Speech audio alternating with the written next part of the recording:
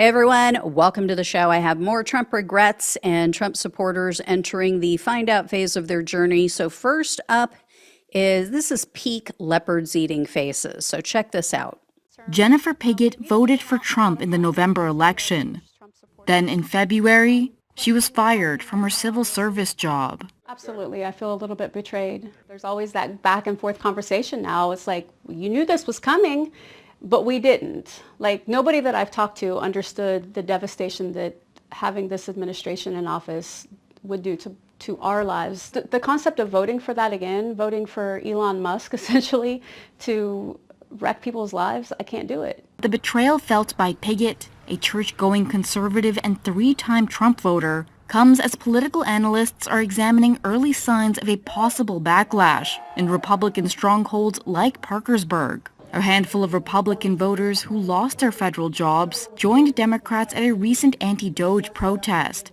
So beyond the usual, oh, I didn't care who Trump was going to hurt until I found out, oh, it was me. What do you know?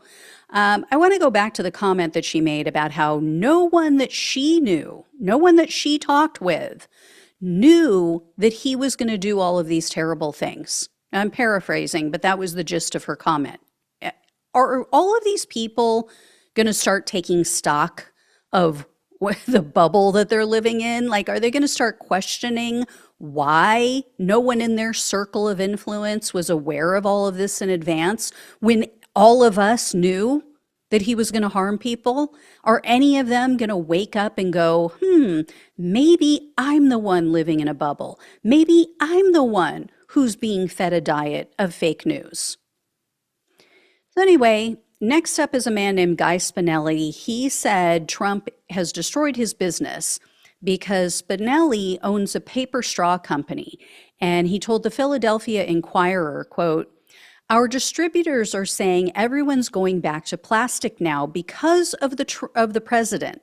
The president I voted for, the man who says, let's make America great again, let's help small businesses grow, that man is going to put me out of business." And evidently, Spinelli spent a fortune on this business. He spent $250,000 just to develop this paper straw because it has a very unique profile or, unique structure to it. And it lasts 12 hours. Even on Fox News, what's his name? Did like a 12-hour test with it and said it was the best paper straw he's ever used. Guy also spent $1.8 million on custom machinery to develop these straws or produce these straws. Now he's saying he could lose everything, and so he's been reaching out to the White House. He said he reached out at least a dozen times, and Spinelli said, quote, "You sit there and go, what in the world is the president doing? This is going to drive a 75-year-old man to bankruptcy." Next, I have a Latinos for Trump story to share, so take a look at this one. They just got out of the car with the guns in the hands and say, turn off the car, give me the keys, open the window, and everything was really fast. They didn't ask me for any ID. I was telling the officer if I can give him the ID, but he said that just keep my hands up, not moving. After that, he told me to get out of the car, and then he put the handcuffs on me. And then he went to me and said, how did I get into this country? And if I was waiting for court or if I have any case. And I told him I was an American citizen. And he looked at his other partner like, smiling, like saying, can you believe this guy? Because he asked the other guy, do you believe him? I was a Trump supporter. I voted for Trump last elections, but because I thought it was going to be the things, be pointless, like just go against criminals, not every illegal Hispanic looking like that they will assume we are illegals. That's what they do now. They're just following Hispanic people looking like. So that member of the Leopards Eating Faces party is Virginia resident and U.S. citizen Jency Machado. Someone really should have warned Latino voters, right? We really should have warned them that Trump was going to target every person with brown skin. Oh, wait, we did. Never mind. Next up is a story from the New York Times. They spoke with a Navy veteran named Sean Van Diver, excuse me. He runs a nonprofit group called Afghan Evac. So Van Diver's organization helps to bring and settle Afghan residents, bring them over from Afghanistan, settle them in the U.S. after they've assisted our military. So these are people who helped our military in the Afghanistan war.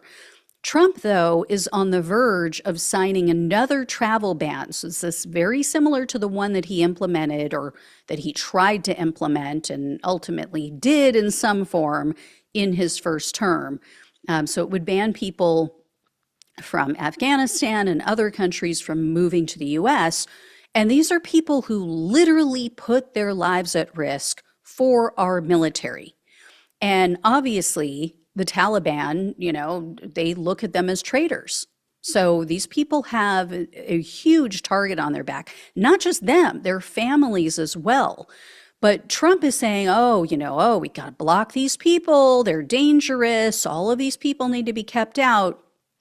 So in response to this, Van Diver said, quote, "This is the most vetted population that there has ever been. It is crazy how much these people go through." And Van Diver said that a lot of Trump voting veterans are furious about this. He told the New York Times, quote, "They're saying this isn't what I voted for. The deal was you need to bring our wartime allies home, and they're just betraying these folks."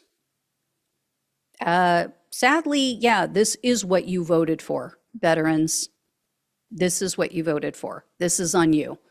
And any veteran who served in that war, they're old enough to know. They're old enough to remember what Trump did during his first term. I mean, did they just think all of a sudden he's not going to be racist anymore? He's not going to be racist towards Middle Eastern people? I mean, yeah, he's cozied up to the Saudis, but that's just because he's making money off of them. Also, speaking of veterans feeling betrayed, there's an Iraqi war veteran who posted on Reddit, and he said he was fired from the VA last week. This was part of the Doge purge, and he went on to write, quote, "I had supported Trump in the past, but after he took office, I began to notice that many of his policies seemed to target individuals like me, supporters who found themselves laid off. Now I'm in a difficult situation. I have 2 children to support, and I don't even know what or how to explain this to my wife. It feels unjust, and I'm unsure where to turn next. I recently saw a post on X about a march on Washington for veterans on March 14. I'm considering joining, as it seems like a way to stand up for those of us who feel unheard." So evidently this is a thing. It is going down in DC on March 14th, and this is not just for veterans. Everyone is welcome. So we'll see what happens with that. I'm also finding more angry posts to Trump and about Trump regarding his stance on the Russia-Ukraine war. So this is not the overwhelming majority sentiment. Unfortunately, the majority of the, sheep, for lack of a better word, they're going along with whatever he says and does. But there are many people who stand on principle and do not like this. So one person posted on Twitter, quote, "I'm a Republican, and how Trump and Vance behaved was disgusting, embarrassing, and shameful." Then over on Reddit, someone listed as a Florida conservative wrote, quote, "The Ukraine situation has me very close to pulling my support. I'm sorry that this isn't something people want to hear, but it's true. And I really want to give Trump a chance. It's just a catastrophically bad approach, in my opinion. Also, I'm really disliking being called a fake conservative or secret Democrat because I feel this way.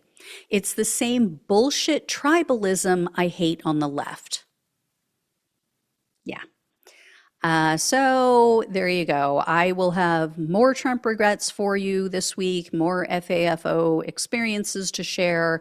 So stay tuned for all of that. Thank you all so much for watching and listening. Please like, please share, and subscribe. Please donate if you can. Love you all. Take care. Talk with you soon.